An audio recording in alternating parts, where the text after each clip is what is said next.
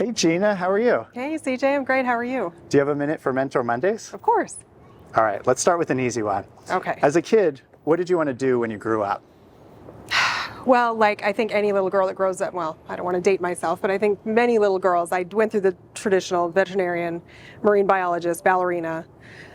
Never was being a lawyer on my radar, strangely. And how would you describe what it is that you do now? I'm a lawyer and I do my best to keep businesses out of court. What are the 3 most valuable lessons you've learned in business or in life?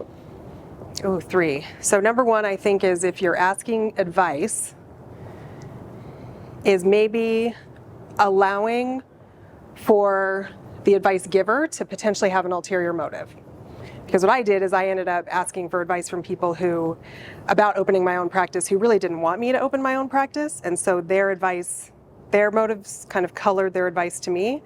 But I was taking their advice thinking they had my best interest at heart.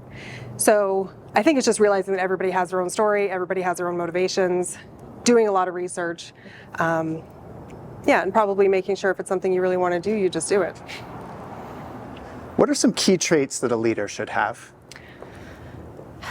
Compassion, patience, and the willingness to be vulnerable, which I think is hard for a lot of leaders because I think a lot of people assume that you just have to keep up this strong, invincible exterior, which can be off-putting to a lot of people, and then doesn't allow the people who are having vulnerable moments, who you are leading inevitably, to feel comfortable sharing that with you.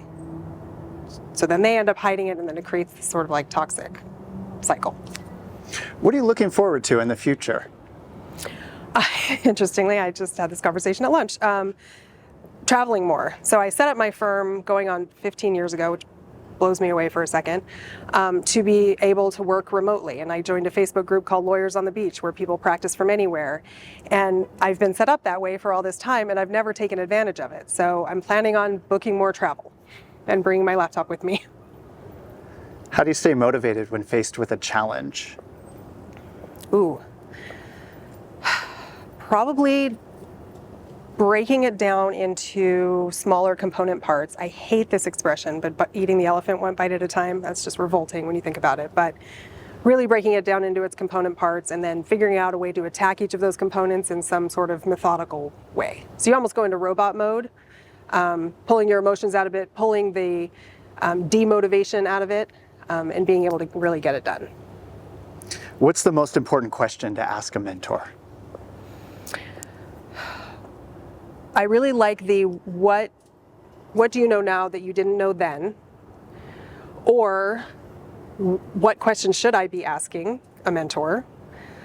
And I'm starting to ask everybody that I meet who's in a different industry or anybody just sort of as cocktail conversation, what are the best and worst parts of your average day?